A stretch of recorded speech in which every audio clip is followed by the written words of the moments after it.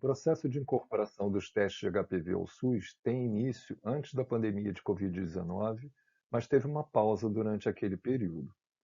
O processo foi retomado em 2021 com a criação de uma Câmara Técnica Assessora do Ministério da Saúde, tendo como participantes representantes do próprio Ministério da Saúde, INCA, CONAS, CONASEMS, OPAS, representantes da sociedade civil e pesquisadores com afinidade ao tema.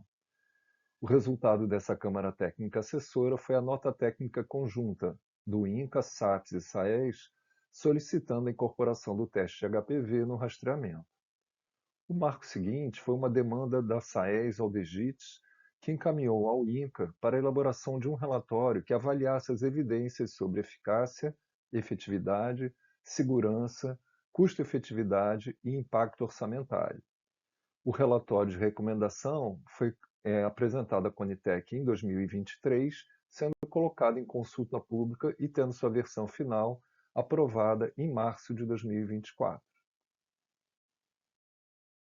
O relatório de recomendação 878 concluiu pela incorporação dos testes moleculares para a detecção de HPV oncogênico pela técnica de PCR, que permite a genotipagem parcial ou estendida.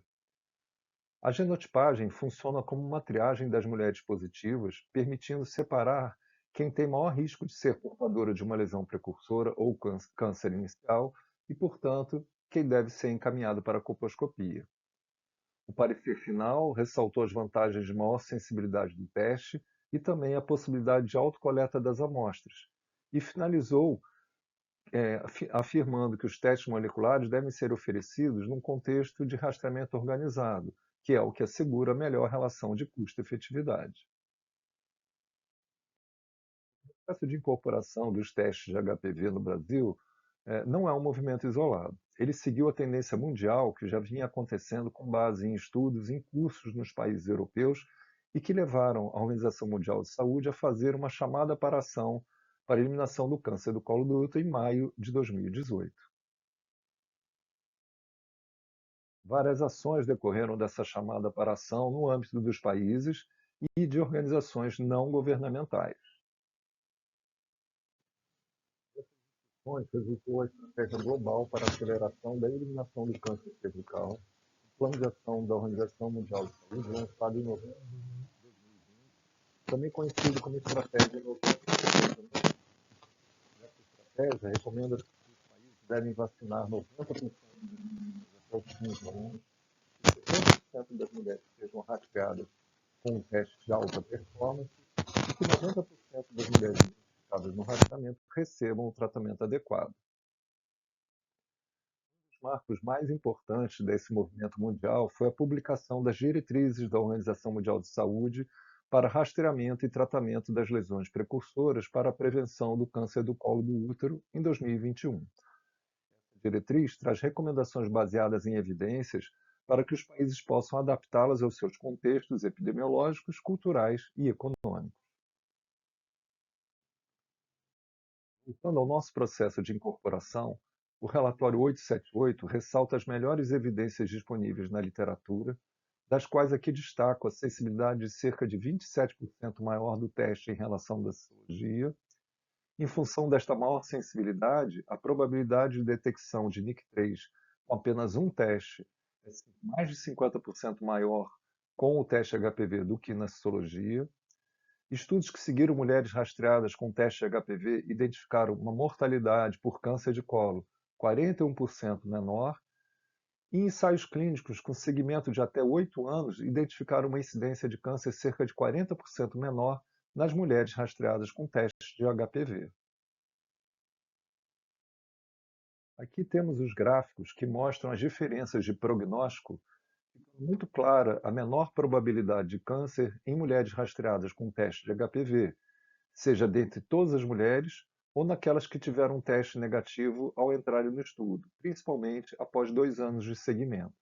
A taxa de incidência aqui está calculada para cada 100 mil mulheres.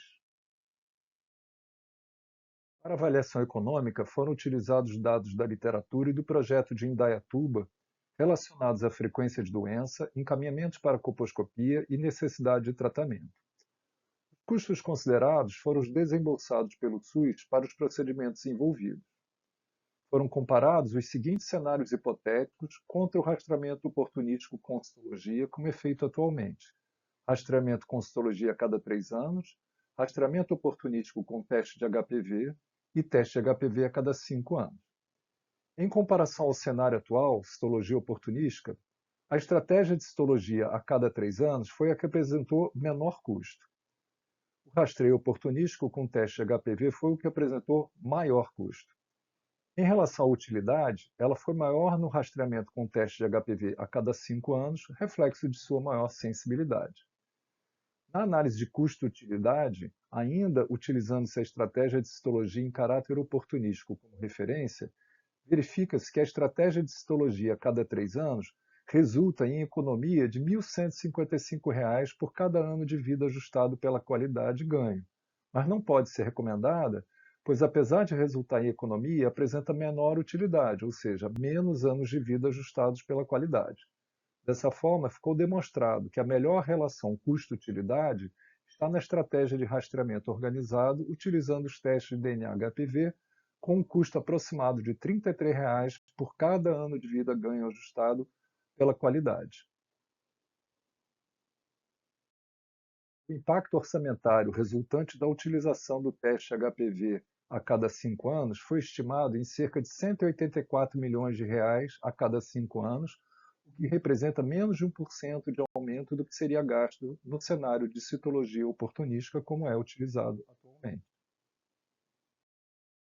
Já que falamos das diferenças de custo e de utilidade entre o rastreamento oportunístico e organizado, gostaria de chamar a atenção para a diferença fundamental para que o modelo de rastreamento possa se dizer realmente organizado. A grande diferença está em que, enquanto no rastreamento oportunístico o teste é solicitado por um paciente ou oferecido por um profissional de saúde, no rastreamento organizado ele deve ser feito um convite sistemático da população-alvo e garantia de seguimento dos casos positivos. Essa é a estratégia que tem se mostrado mais efetiva em respeitar recomendações de faixa etária e periodicidade, além de garantir a adesão ao rastreamento. No Brasil, esses convites poderão ser feitos pelos agentes de saúde ou por meio de aplicativos para celular. E que países já incorporaram o teste HPV no rastreamento? Até 2020, dentre 139 países que realizavam rastreamento para o câncer de colo do útero, 48 ou 35% adotaram ou estavam em transição para o modelo de rastreio baseado em testes de HPV. O estudo traz resultados do projeto, agora programa, que considera um marco no processo de transição do rastreamento no Brasil. Certamente os autores, todos da Unicamp, são as melhores pessoas para falar desse estudo, mas em síntese, ele expõe os resultados da primeira rodada, os primeiros 5 anos de rastreamento com o teste HPV em Indaiatuba, município de São Paulo vizinho a Campinas. Os resultados apresentados nesse artigo, comparando o período de outubro de 2017 a setembro de 2022 com os 5 anos anteriores, em que o rastreamento era citológico e oportunístico, o teste HPV foi negativo em 87% das mulheres, enquanto a citologia era negativa em 98% das mulheres rastreadas. Em consequência da maior sensibilidade, o percentual de referência para colposcopias quadruplicou, mas em termos de diagnósticos foram feitos 3 vezes mais diagnósticos de NIC3 e 60% mais cânceres, a maioria em estágio 1.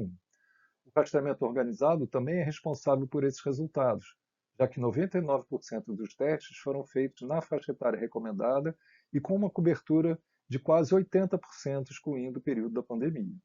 Essa maior adesão às recomendações de periodicidade e faixa etária é o que garante chegar a mulheres subrastreadas e detectar doenças em estágio inicial anos antes de terem sintomas. Retomando o processo de incorporação dos testes de HPV no rastreamento no Brasil, a mesma portaria que tornou público o relatório de recomendação 878 da Conitec estabeleceu um prazo de 6 meses para a atualização das diretrizes brasileiras. Coube então ao INCA a gestão do processo de atualização das diretrizes brasileiras, que se iniciou em seguida. Para isso, foram convidados todos os participantes dos processos anteriores, além de representantes do Ministério da Saúde, OPAs e organizações não governamentais, que puderam sugerir novos nomes e questões a serem respondidas. Desse processo resultou a participação de 81 profissionais de todo o país, representando 35 instituições. A seguir, um grupo elaborador identificou as recomendações da Organização Mundial de Saúde que deveriam ser adaptadas e consolidou as novas questões que deveriam ser respondidas. Foram 11 reuniões semanais para apresentação de evidências, debate e proposição de recomendações entre junho e julho de 2024. Por fim, como nenhuma diretriz deve ser imposta, as proposições do grupo elaborador foram disponibilizadas aos demais participantes no período de 15 a 31 de julho e debatidas em 2 painéis em agosto de 2024. O texto resultante foi conciliado e consolidado pelo grupo elaborador para submissão à Conitec. Aprovada naquela instância foi a consulta pública no período de novembro a dezembro de 2024. O texto final foi aprovado pela Conitec em fevereiro de 2025 e aguarda publicação pelo Ministério da Saúde.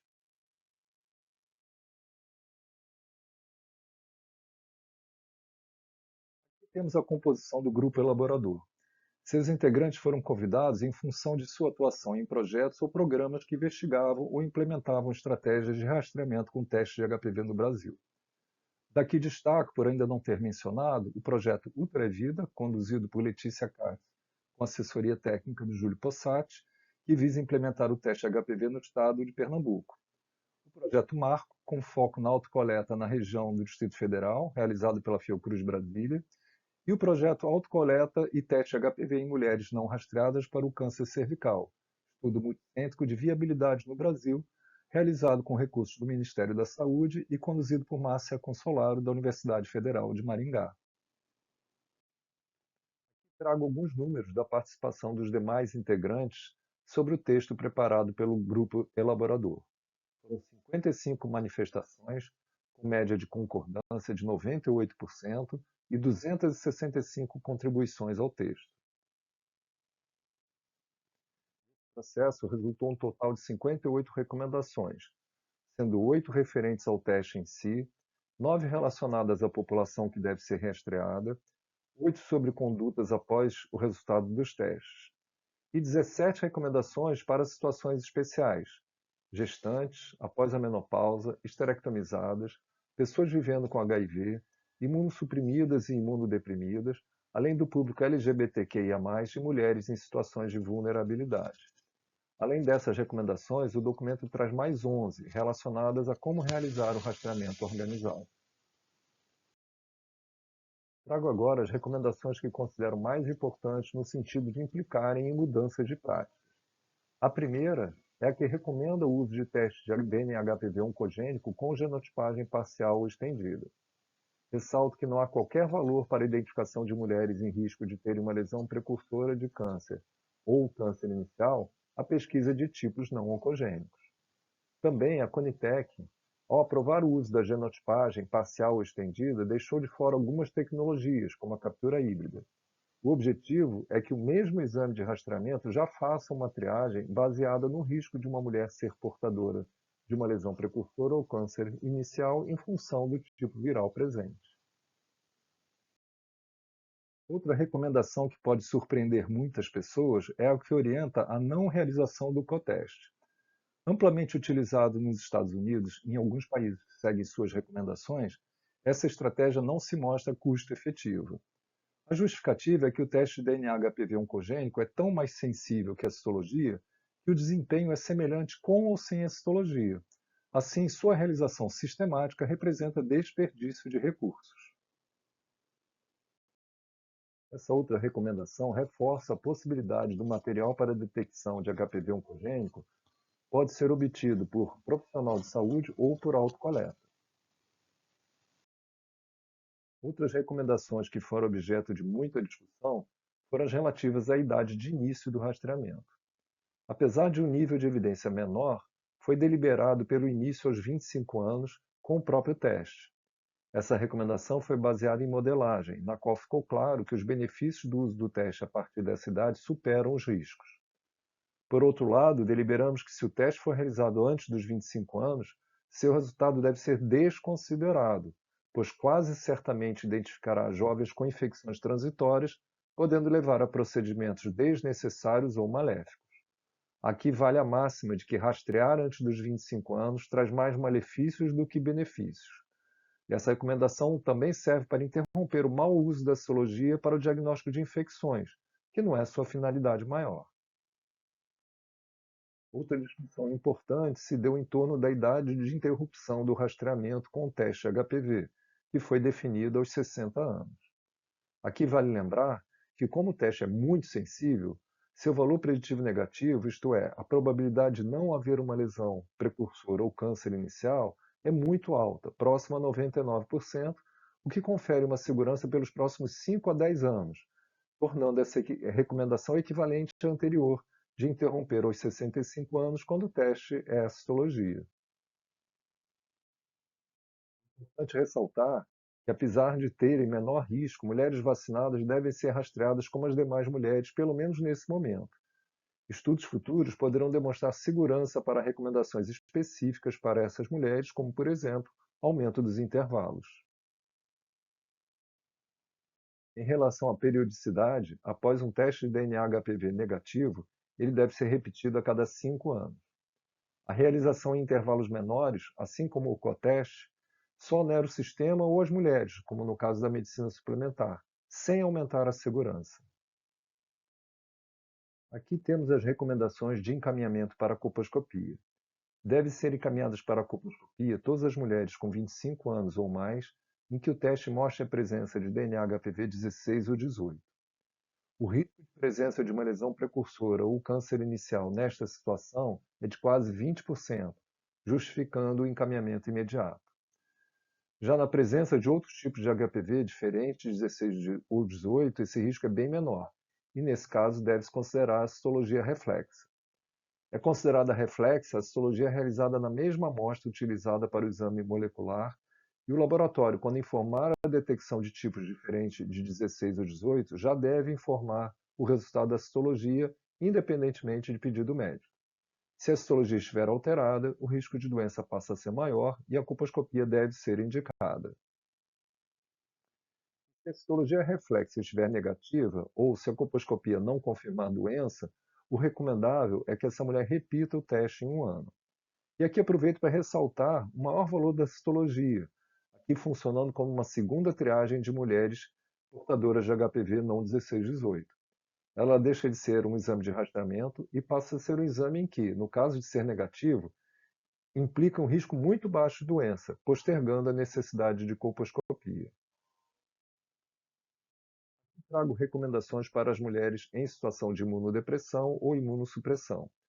Considerando menos evidências para esses grupos, a maior parte relacionada a mulheres com HIV, que em geral mostram que essas mulheres apresentam mais risco de câncer e lesões precursoras, optou-se por recomendações mais conservadoras, com alguma analogia à diretriz anterior e acompanhando outras diretrizes internacionais.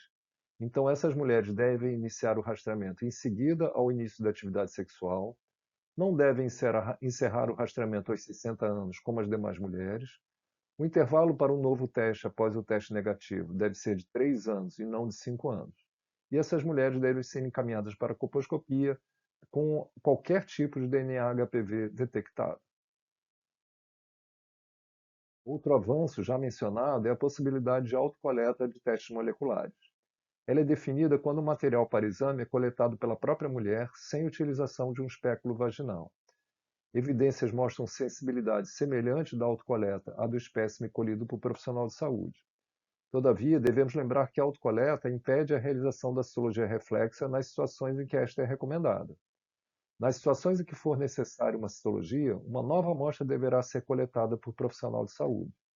Dessa forma, deve ser oferecida a mulheres e demais pessoas com útero, como transgêneros, quando a coleta realizada por profissional for uma barreira ao rastreamento. Mesmo se pode dizer para mulheres em situação de vulnerabilidade.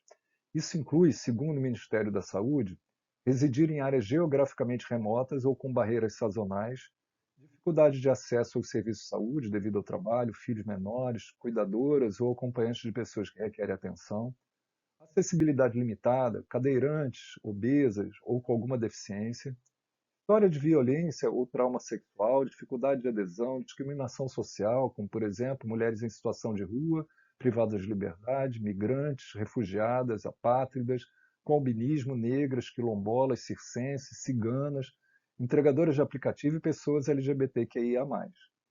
Também pode ser usada como uma solução quando os serviços de saúde estiverem impossibilitados de ofertar a coleta de amostra cervical com profissionais de saúde, seja por falta de insumos para a coleta especular, ausência de profissional de saúde capacitado, limitação ou falta de espaço adequado para a coleta, falta de vagas para agendamento, entre outros motivos que dificultem a realização da coleta da amostra cervical no dia do comparecimento da mulher. Bem, como ainda não temos a nova diretriz publicada, deixo aqui algumas dicas para buscar os textos que estão disponíveis até o momento. O primeiro é o relatório de recomendação 878, que trata das evidências que embasaram a incorporação do teste. Ele pode ser encontrado no site da Conitec, mas utilizando as palavras relatório Conitec HPV, o interessado chegará neste resultado, em que uma das opções o levará para a página da Conitec, onde pode ser baixado. Essa é a página onde se encontra o relatório 878. Em relação às diretrizes propriamente ditas, temos até agora o resultado após a consulta pública, do qual trouxe as recomendações que expus aqui.